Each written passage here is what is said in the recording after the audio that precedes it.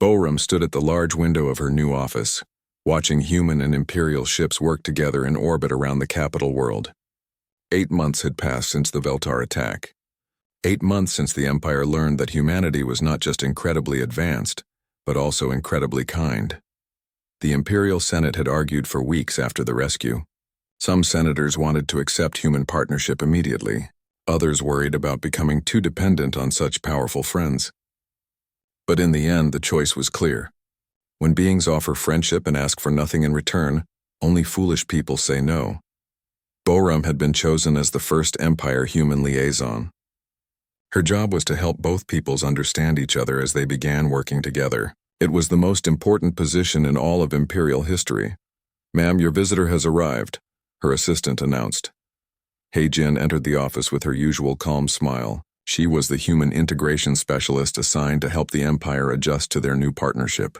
Despite looking like a young woman, she was over 600 years old and had helped dozens of species make the same transition. "Good morning, Boram. How are the medical center preparations going?" "The doctors are both excited and terrified," Boram replied honestly. "Human medical technology seems like pure magic to them. They worry they will never be smart enough to learn it. They will adapt much faster than they think," He-Jin said reassuringly. "Most species master our healing techniques within just a few years. Imperial doctors are especially intelligent and dedicated." Boram had seen demonstrations of human medicine. Diseases that killed thousands of people every year could be cured with simple treatments. Injuries that left people disabled for life could be healed in just minutes. The Empire's entire medical knowledge would become history almost overnight. "What about the energy systems?" Boram asked. "Installation begins next week on 3 worlds as test sites. Clean power that never runs out, never creates pollution, never breaks down. Your engineers will have unlimited energy for any projects they can imagine." Boram felt dizzy thinking about the possibilities. Unlimited energy would change absolutely everything. Manufacturing, transportation, construction, entertainment, exploration, all transformed by power that cost nothing and harmed no one. "The cultural exchange programs are extremely popular," she reported. "Thousands of Imperial citizens want to visit human worlds. But we can only select a few people for the first trips. We must be very careful," He-Jin explained. "Culture shock can be overwhelming when the differences are so enormous. We will start with small groups and expand the programs as people learn to adapt." Boram had read reports from the first cultural exchange visitors. They described human worlds that sounded like paradise itself, cities that floated among the clouds, forests that grew in empty space without soil or water, oceans that existed in 5 different dimensions at the same time. Young Junseo sent his latest report from the Deep Space Exploration Fleet. Boram said Junseo was an Imperial officer who had volunteered to join human exploration missions. He was now somewhere far beyond the Empire's borders, discovering wonders that no Imperial citizen had ever imagined possible. "What did he discover this time?" He-Jin asked with genuine interest. Boram read from the report on her desk. "A star system where all the planets are connected by bridges made of crystallized music. The beings who live there communicate by changing the colors of light itself. They have been waiting for 3,000 years to meet other species who understand musical harmony. Ah, the harmony builders," He-Jin said fondly. "They create the most beautiful songs in the entire galaxy. Junseo will love learning their musical arts." He also wrote about visiting the Veltar rehabilitation colonies. Many of the former warriors have chosen to become healers and teachers instead of fighters. He-Jin nodded with satisfaction. "Healing takes time and patience, but it is always possible. Most Veltar are gentle, caring beings when their biology is working properly. Some have even joined our exploration fleets to help find and heal other damaged civilizations." Boram walked to her desk and picked up another report. "The science exchange is producing amazing results.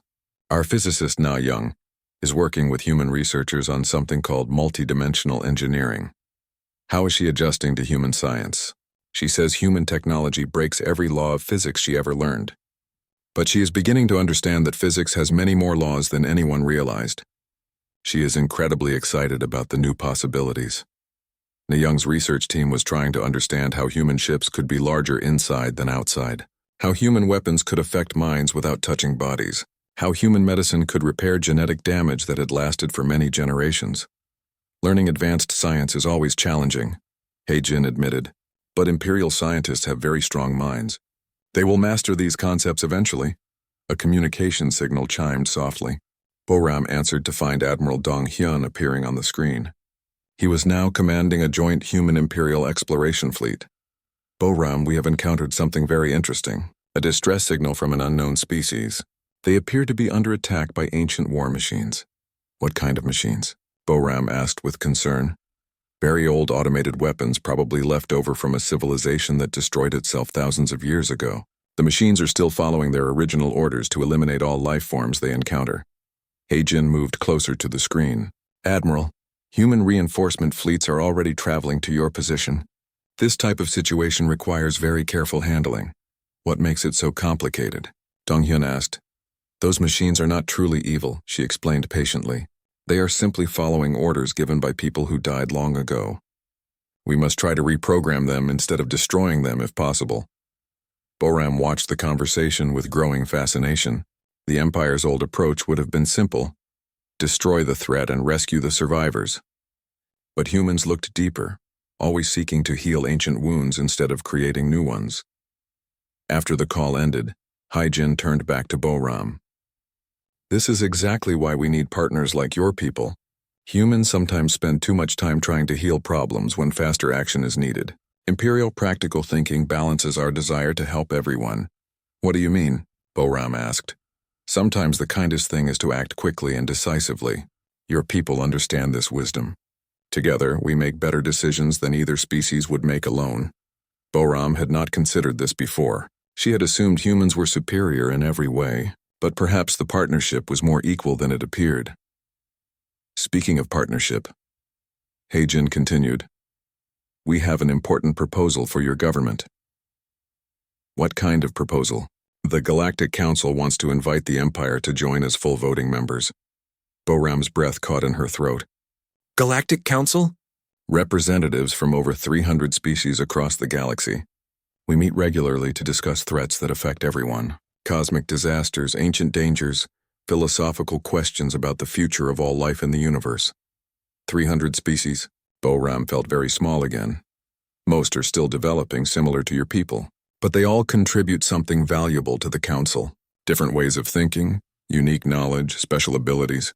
The galaxy is incredibly vast and complex. No single species can understand everything alone. Boram tried to imagine sitting in a council chamber with representatives from hundreds of different worlds, beings with technologies and cultures beyond her wildest imagination, all working together to solve problems too big for any one civilization. What would the Empire contribute to such a council? She asked. Wisdom earned through struggle and growth, Heijin replied. Your people have faced many challenges and learned to overcome them through cooperation and determination. That hard-won experience is extremely valuable to other species facing similar difficulties. And what would we gain from membership? Knowledge from civilizations that are millions of years old, technologies that seem impossible. But most importantly, friends throughout the entire galaxy. When any member species faces disaster, all the others provide help. No one suffers alone anymore. Boram looked out her window again. Human ships were helping Imperial engineers install new power systems on orbital stations. Joint science teams were preparing to explore distant star clusters. Young Imperial officers were learning to pilot vessels that could cross the galaxy in just days. The Empire is changing very rapidly, she said thoughtfully. Change is always difficult, Heijin agreed. But your people are adapting remarkably well. Most species take many decades to adjust to galactic civilization. The Empire is doing it in months. 1 year ago, Boram had believed the Empire was the greatest civilization in the galaxy. Now she knew they were just one small part of something unimaginably vast and wonderful. The galaxy was filled with friends they had never met, wonders they had never imagined, adventures they had never dared to dream. I think we are ready, she said finally. Ready for what? Ready to see what is really out there. Ready to meet the other species. Ready to help solve the great problems. Ready to become citizens of the galaxy instead of just citizens of the Empire. Heijin smiled with genuine warmth. That is exactly what we hoped you would decide. Fleet Admiral Seong Min stared at the tactical display with growing fear. Red enemy symbols covered the screen like blood spreading across space. The Veltar swarm had attacked without any warning. hitting 3 border systems at the same time. Damage reports from all sectors, his aide called out. Deseon colony is completely surrounded. Hanjin Station stopped responding an hour ago. The mining facilities at Youngho System have been destroyed completely. Xiong Min had fought the Veltar swarm before. They were like a disease that ate everything in their path. They never talked. They never showed mercy. They captured worlds and turned them into breeding grounds for more warriors. How many enemy ships do we count? He asked. Over 2,000 vessels, sir. More ships keep arriving every hour. The admiral closed his eyes and took a deep breath. His defense fleet had only 300 ships. Even if his crews fought perfectly, they could not win against so many enemies. Send emergency signals to all civilian stations, he ordered. Begin evacuation immediately. On the planet Dacian, soldier Jae-hyun hid behind broken concrete as Veltar warriors ran through the burning streets. The creatures looked like nightmares with too many arms and teeth like knives. They destroyed everything they could not use. Sir, we cannot hold the city much longer, his sergeant reported over the radio. They have too many troops. Jae-hyun watched families running in terror. Children crying for parents who were already dead. The evacuation ships could only save a small number of people. Keep fighting, he told his men. Every minute we hold them here gives more civilians a chance to escape. But he knew they were all going to die. The Veltar would overrun the planet within hours. Then they would attack the next world and the next until the entire empire was consumed. In space above the planet, Admiral Seong Min's fleet fought desperately against impossible odds. Imperial ships battled bravely, but the Veltar had too many vessels. For every enemy ship destroyed, 3 more took its place. Sir, we are losing ships faster than we can count them, Captain Wu Jin reported from his bridge. At this rate, the entire fleet will be gone before sunset. Xiong Min looked at the battle display. His ships appeared as small dots of light being swallowed by a wave of darkness. Soon nothing would stand between the Veltar and the Empire's core worlds. He remembered the communication device that Admiral Dong Hyun had brought back from the human meeting. It had been stored in the flagship's safe, never used. Bring me the human contact device, he ordered quietly. Sir? Wu Jin looked confused. The humans offered to help defend us. We need that help right now. Wu Jin retrieved the strange device and handed it to the admiral. Seong Min had never used alien technology before, but somehow he knew exactly how it worked. Human vessels. This is Admiral Seong Min of the Imperial Defense Fleet. We are under massive attack by the Veltar swarm. We desperately need assistance. The response came immediately, not through sound but directly into his mind. We hear your call, Admiral. Help is already on the way. Hold your positions and protect the civilians. Do not give up hope. On Dacian, Jae-hyun saw something impossible happen. The sky began to shimmer like water in sunlight. Then huge shapes started appearing out of nothing, ships larger than anything he had ever seen materializing from empty air. The human fleet had arrived. Commander Yu Jin stood calmly on the bridge of the human flagship Harmony. Around her, holographic displays showed every detail of the battle below. Her crew worked quietly despite the chaos happening on the planet. Analysis complete, her tactical officer reported. 2,400 Veltar vessels using standard swarm tactics. They have breeding ships creating new warriors during the battle. What about civilian casualties? Yu Jin asked with concern. Approximately 1 million beings on 3 worlds are in immediate danger. Evacuation is happening, but very slowly. Yu Jin felt the familiar sadness that came with these situations. Every time they found a young civilization under attack, innocent people suffered while the humans decided how to respond. Begin rescue operations, she ordered. Priority is saving civilian lives. Disable enemy vessels when possible. Destroy them only if absolutely necessary to protect innocents. The human ships moved like nothing anyone had ever seen. They appeared and disappeared instantly across the entire battlefield. Veltar vessels that had seemed unstoppable suddenly went completely dark. Their weapons silent, their engines dead. On Dacian, Jae-hyun watched in amazement as Veltar warriors simply fell asleep in the middle of their attack. One moment they were charging with deadly weapons raised. The next moment they lay peacefully on the ground like children taking naps. What is happening? His sergeant asked over the radio. Before Jae-hyun could answer, new figures appeared on the battlefield. Humans in simple clothing walked calmly among the sleeping Veltar warriors. They carried no weapons and showed no fear of the creatures that had been terrorizing the city. A small human woman approached Jae-hyun's position. She looked young, but her eyes held deep wisdom. "You are safe now," she said in perfect Imperial language. "We will help evacuate your people." "How did you make them fall asleep?" Jae-hyun asked in wonder. The woman smiled gently.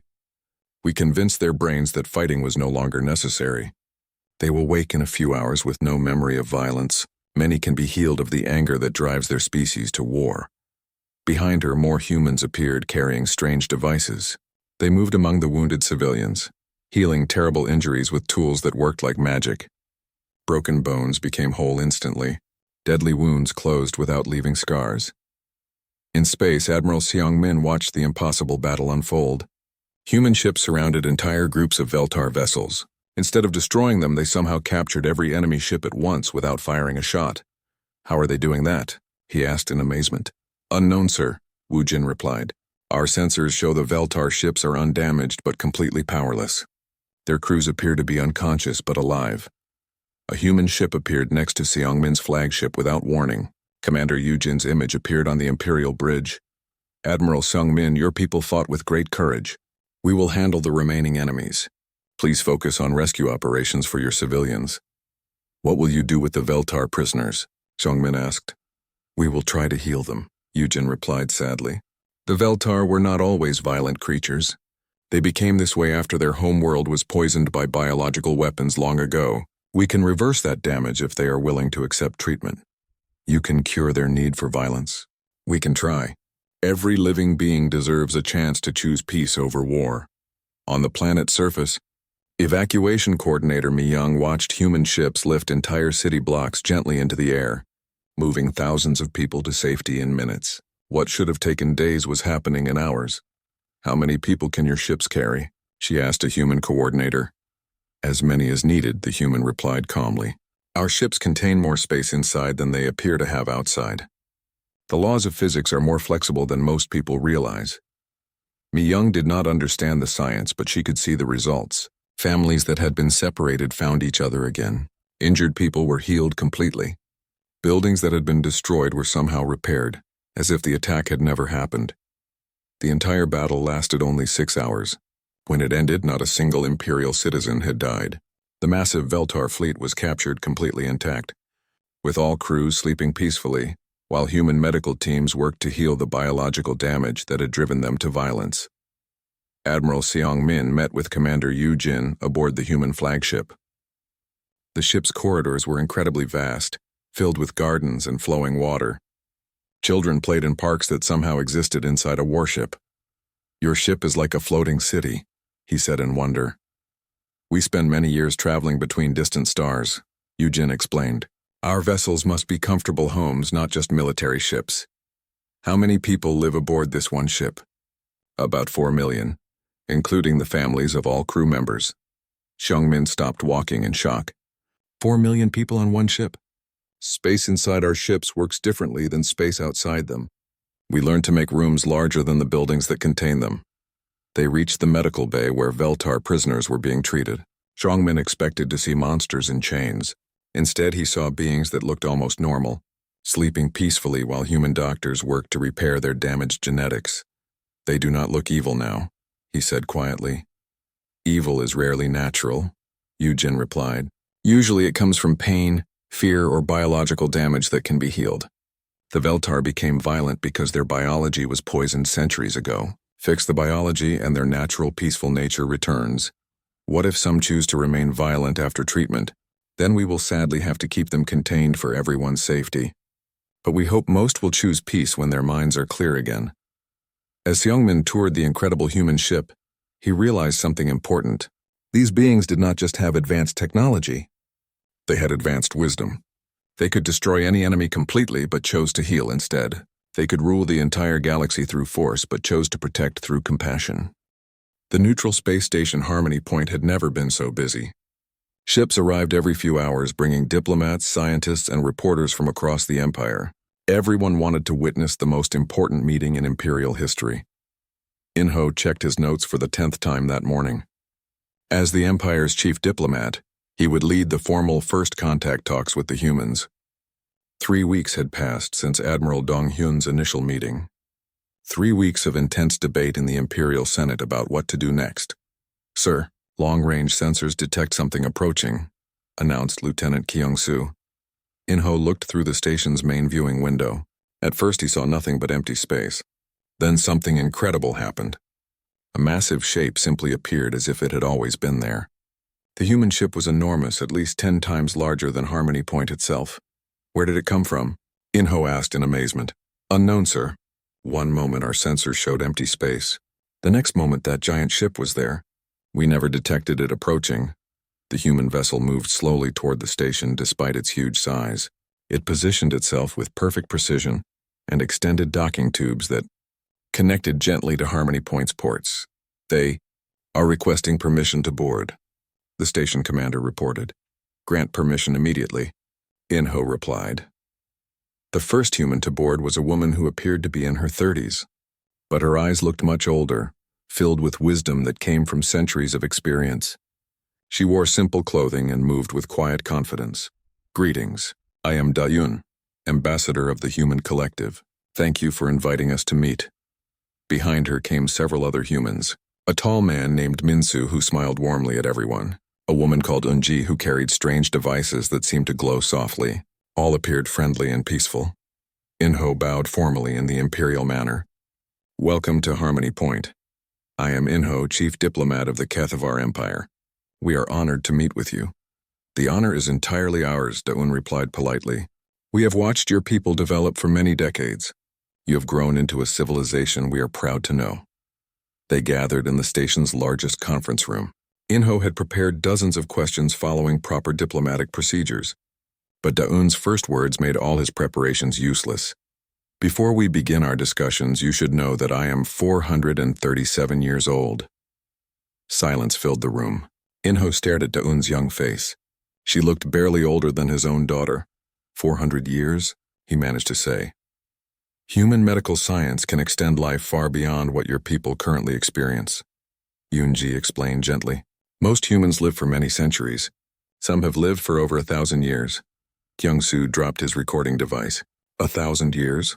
Living for such long periods changes how we think about everything, Da-yoon continued. We make plans that will not be completed for hundreds of years. We consider consequences that will affect people who have not yet been born. This is why we are very careful about interfering with younger civilizations. In-ho felt his mind spinning. These humans had lifespans that covered entire eras of imperial history. No wonder they seemed so patient and wise. How long have humans been traveling in space? He asked. We achieved faster-than-light travel approximately 2,000 years ago, Min-soo answered calmly. But our first explorations beyond our home system began much earlier. We have been among the stars for a very long time. 2,000 years, In-ho repeated weakly. The Empire's entire space program was only 3 centuries old. We know this is difficult to understand, Da-eun said kindly. Your people have accomplished amazing things in just 300 years. Most species take much longer to reach your current level of development. How many worlds do humans inhabit? In-ho asked. The number grows constantly as we establish new colonies, Eun-ji replied. Currently, we have major cities on over 3,000 worlds. Smaller settlements and research stations exist on thousands more. Our total population across the galaxy numbers in the trillions. In-ho felt dizzy. Trillions of humans living on thousands of planets. The entire empire had only colonized 47 worlds with a combined population of 8 billion people. Do you rule over other species? Kyung-soo asked nervously. Da-yoon shook her head firmly. We rule no one. We offer friendship and protection to those who want it. Many species prefer to develop independently. We always respect their choice. But surely some civilizations have tried to attack you, In-ho said. Yes, Min-soo admitted sadly. Some species become violent as they grow in power. We defend ourselves and protect others when necessary. But we always prefer teaching to fighting. What happens when you are forced to fight? Kyung-soo pressed. The humans looked at each other before Da-eun answered carefully. We end conflicts quickly with minimal harm to anyone. Our technology allows us to disable enemy ships without destroying them. We can stop wars without causing unnecessary deaths. You can disable ships without destroying them? In-ho was fascinated. Our weapons can turn off electronics, stop engines, even make hostile crews fall asleep peacefully, Eun-ji explained. Why kill people when you can simply stop the violence? In-ho began to understand. These humans possessed the power to destroy entire fleets, but they chose to protect life instead. They could have conquered the galaxy through force, but they chose to guide through wisdom. What do you want from the Empire? He asked directly. Simply friendship, Dune answered. Your people possess qualities we greatly admire. You explore space with wonder rather than greed. You treat other species as equals rather than enemies. You solve problems through cooperation rather than violence. But what benefit do you gain from friendship with us? Inho asked suspiciously. Minsu smiled warmly. Fresh perspectives on old problems. New ways of thinking about ancient questions.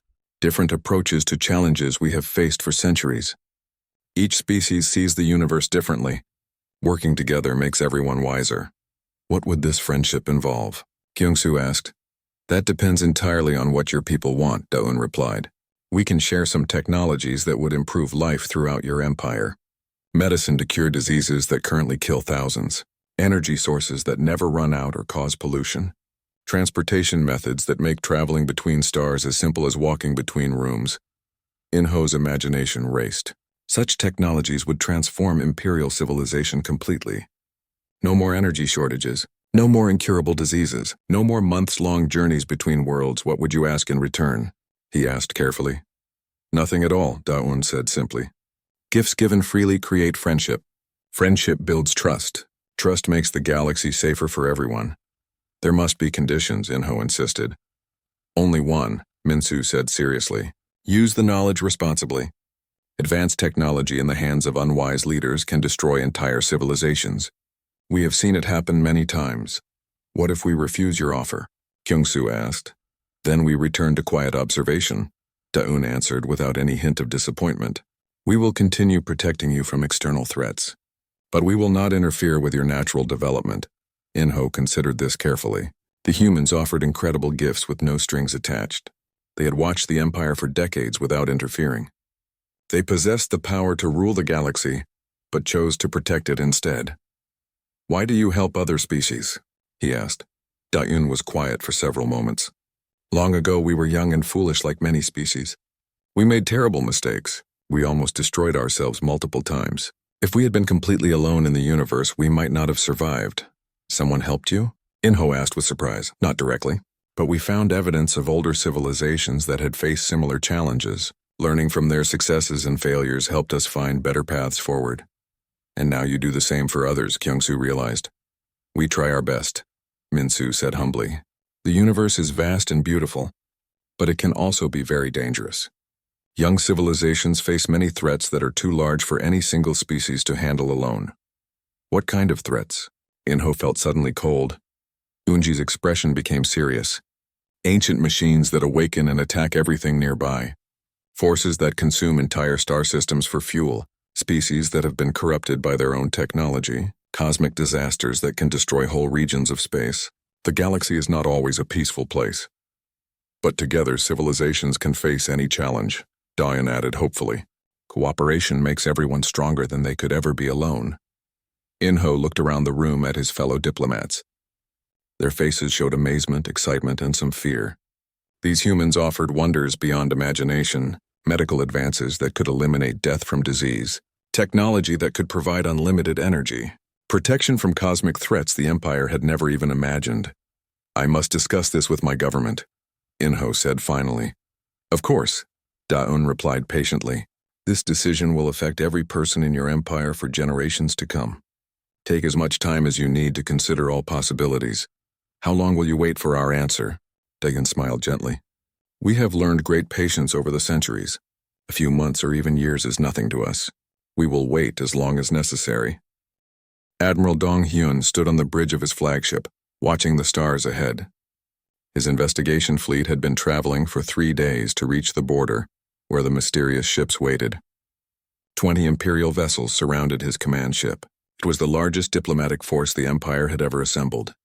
Sir, we are approaching the contact zone, reported Captain Wu Jin. Dong Hyun could see them now through the main viewing window. The unknown ships floated in space like sleeping giants. Up close, they looked even stranger than the sensor reports had described. Their hulls seemed to shimmer and bend as if they were not quite solid. How many ships do you count, Captain? Dong Hyun asked. That is the strange part, sir. The number keeps changing. Sometimes I see 30 ships. Sometimes I see 50. The sensors cannot give me a steady reading.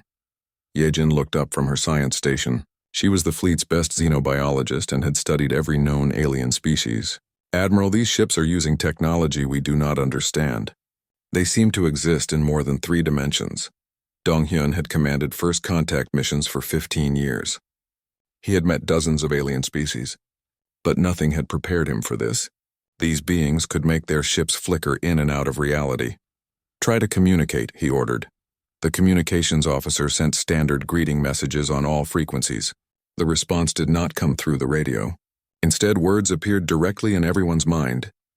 Welcome, Admiral Dong-hyun of the Kethvar Empire. We have been waiting for you. Every person on the bridge looked shocked. The mysterious beings knew his name. They knew the Empire's name. How long had they been watching? I am Admiral Dong-hyun, he spoke aloud. We wish to establish peaceful contact with your people. We appreciate your peaceful approach. One of our vessels will come alongside yours. Do not be concerned by what you observe. One of the alien ships began moving toward the Imperial fleet. As it approached, something impossible happened. The ship seemed to grow larger and smaller at the same time. First it looked tiny like a fighter craft. Then it looked huge like a space station. Sir, the sensors cannot measure that ship properly, Wu Jin reported. It appears to be changing size as it moves. The alien ship stopped next to Dong-hyun's flagship. A docking tube extended from its hull, but the tube passed through the Imperial ship's armor like it was made of air. They want to board our ship, Dong-hyun realized. A figure walked through the impossible docking tube. It looked human, but somehow different, taller than normal people, with eyes that seemed very old despite a young face. The being wore simple clothes and smiled in a friendly way. Greetings, Admiral. I am Sun-ho, captain of this vessel. Thank you for agreeing to meet with us. Dong-hyun stared in amazement. The alien looked almost exactly like an Imperial citizen. You look like us. Are you from our region of space? Sun-ho shook his head. We are human. We understand this may surprise you. Your databases contain no records of our species because we have chosen to remain hidden until now. Human? Yejin stepped forward with excitement. But we have never encountered humans in all our explorations. That is because we did not wish to be found, Sun-ho explained. We have been traveling among the stars for over 2,000 years. We learned long ago that young civilizations develop best without interference. The bridge fell completely silent. 2,000 years in space. The Empire had only achieved faster-than-light travel 3 centuries ago. How many of you are there? Dong-hyun asked carefully. Many, Sun-ho replied simply. We have cities on thousands of worlds. Our population numbers in the trillions. We watch over dozens of developing civilizations in this region of the galaxy. Captain Wu Jin looked alarmed. Watch over? Are we your prisoners? Sun-ho laughed gently. Not prisoners, protected. The galaxy can be dangerous for young species. We help when we can. We defend when we must, but we do not interfere unless invited. Hae-won, the fleet's diplomat, had been listening carefully. Why reveal yourselves now? Why break your policy of non-interference? Because your people are ready, Sun-ho answered. You have developed enough wisdom to understand that you are not alone. You have grown mature enough to choose cooperation over fear. What do you want from us? Dong-hyun asked directly. Nothing at all. We offer friendship. Knowledge if you want it. Protection if you need it. But only if these things are welcomed. Yejin could not contain her scientific curiosity. Your ships move faster than light in ways we thought impossible. How do you achieve such speeds? Sun-ho smiled patiently. We learn to work with space instead of fighting against it. Space wants to bend and fold. We help it do what it naturally desires. Your ships push against space. Our ships dance with it. That sounds impossible, Wu Jin muttered. Many things seem impossible until you understand the principles involved. Sun-ho replied. Your ancestors thought flight was impossible until they learned about wings and air pressure. Dong-hyun felt overwhelmed. His empire considered itself advanced. They had explored hundreds of star systems. They had met many alien species, but these humans had been watching them all along like adults watching children play. How many other civilizations do you observe? He asked. In this region of space, approximately 40 species are under our protection. Some know about us. Others do not yet. We reveal ourselves when each civilization is ready to handle the knowledge. 40 species? Hae-won whispered in shock. We thought we were the most advanced people in this area. You are highly advanced for your age, Sun Ho assured her. Your people explore space with curiosity rather than conquest. You treat other species with respect and fairness. These qualities are rare and precious. Dong-hyun felt proud but also very small. The humans valued his people, which was good. But the galaxy was much larger than he had ever imagined. What happens now? He asked. That depends entirely on your choice, Sun Ho replied. We can return to quiet observation if you prefer. Or we can begin sharing knowledge and working together. The decision is completely yours to make. Working together how? We have learned much during our travels. Sciences that can cure diseases and extend life. Technologies that provide unlimited clean energy. Methods to travel between stars in days rather than months. We share these gifts with civilizations that choose friendship. Yejin's eyes grew wide with wonder. You would teach us your sciences? If your people wish to learn. But advanced knowledge requires wisdom to use properly. We have seen civilizations destroy themselves with technologies they were not prepared to handle responsibly. Dong-hyun understood. These humans possessed incredible power but used it carefully.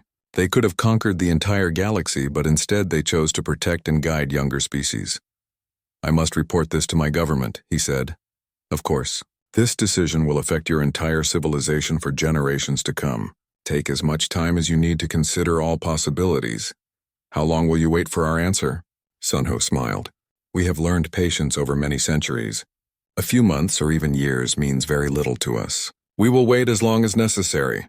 Before leaving, Sun Ho gave Dong-hyun a small device. It was smooth and warm, made from materials the Admiral did not recognize. This will allow direct communication with us when your people are ready to decide.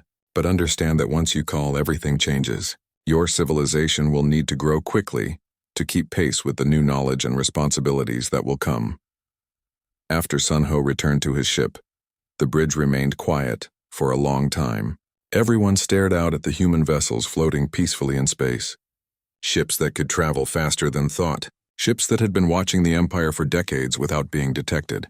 Sir, what do we tell High Command? Woo Jin finally asked. Dong-hyun looked at the communication device in his hands. It felt warm and somehow alive.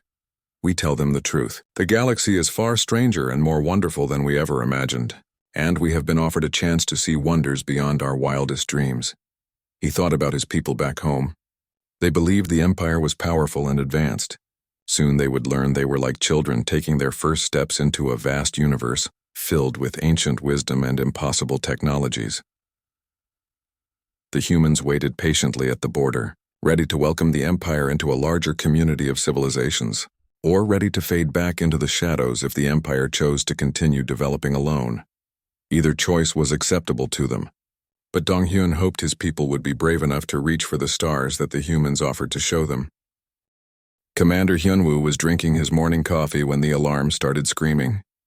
Red lights flashed all over Sentinel Prime Station. His officers ran to their stations with panic in their eyes.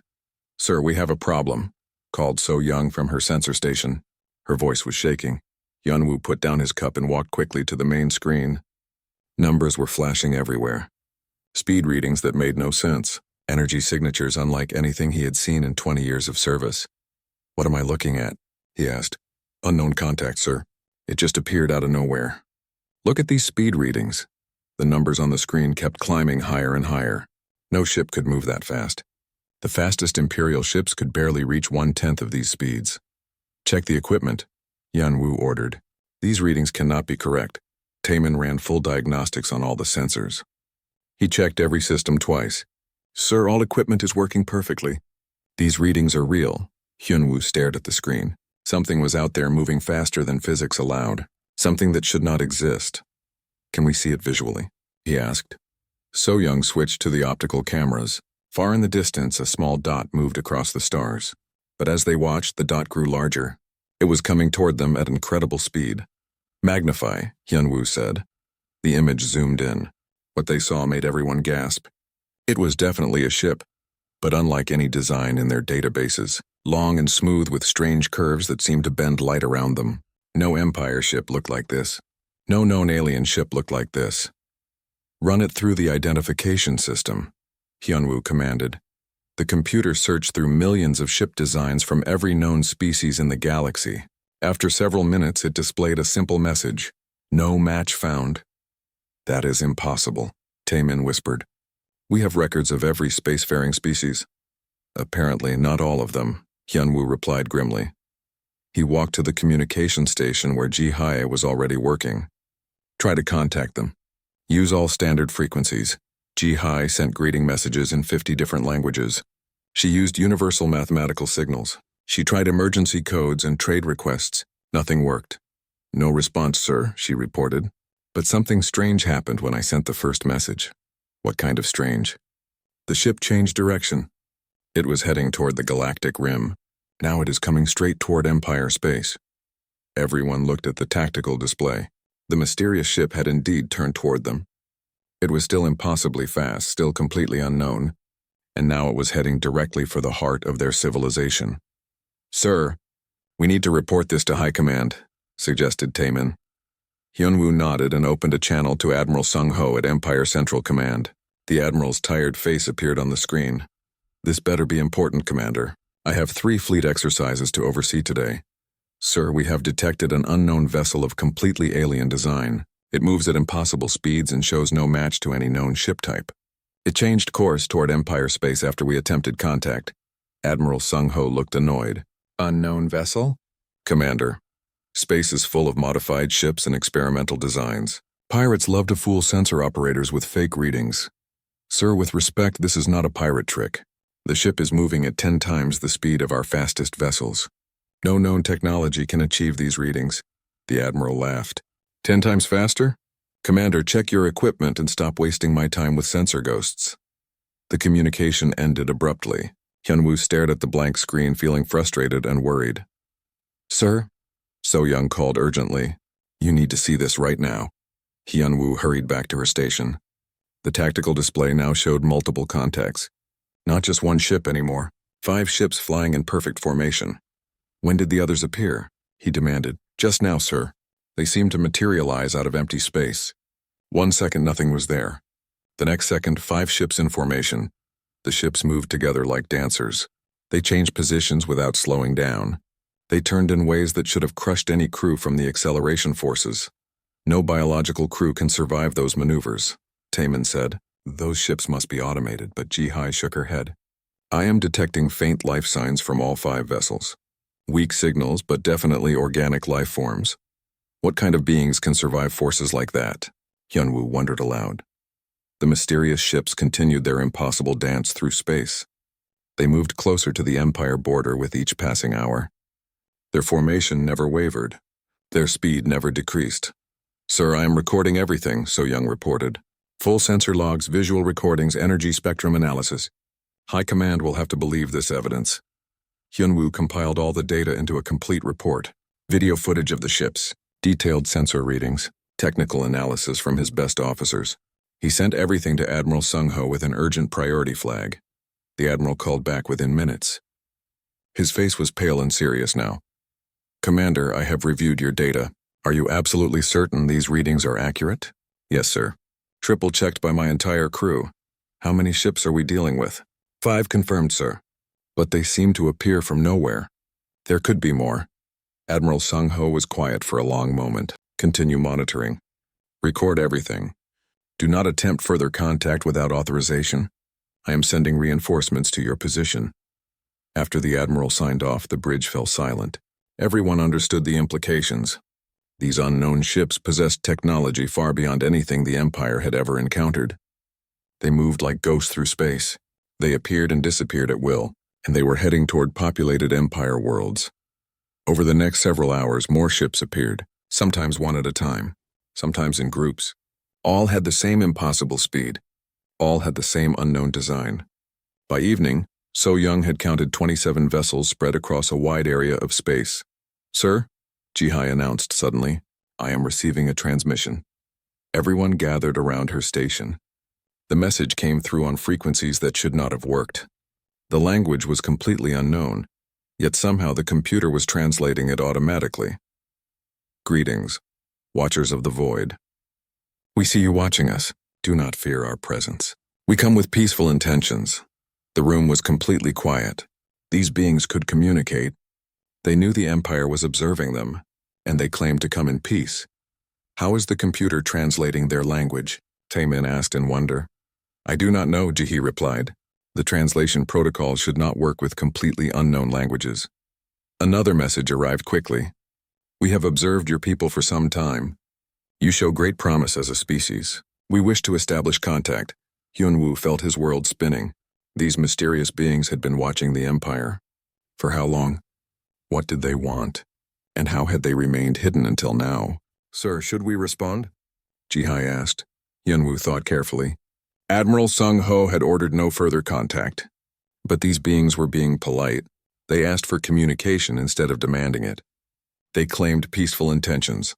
Send a response, he decided. Tell them we acknowledge their message and are arranging proper diplomatic contact. Jihai transmitted the message. The reply came almost instantly. We appreciate your diplomatic approach. We will wait at the border of your space for your representatives. But know this, we are not alone in watching your civilization. Many others observe the growth of younger species. The galaxy holds more wonders than you have yet imagined. The transmission ended. On the tactical display, the mysterious ships had stopped at the exact boundary of Empire space. They waited patiently, like polite visitors asking permission to enter a home. Hyunwoo looked at his crew. They all understood that everything had changed. The Empire was no longer alone in the galaxy. Mysterious watchers had been observing them from the shadows.